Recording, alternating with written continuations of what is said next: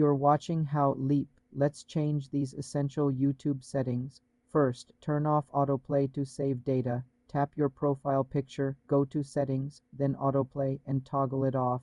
Next, clear your watch history for better recommendations. Go to Settings, History and Privacy, and tap Clear Watch History. Manage your ad personalization. Go to Settings, Ads, and turn off ad personalization.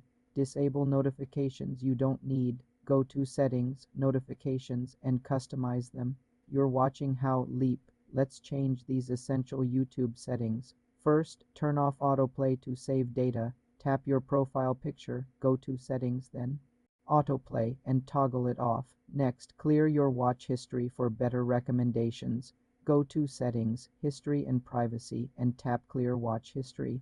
Manage your ad personalization. Go to Settings, Ads, and turn off ad personalization. Disable notifications you don't need. Go to Settings, Notifications, and customize them. Also, turn on restricted mode in the general settings to filter mature content. For more simple tech tutorials, subscribe to the channel.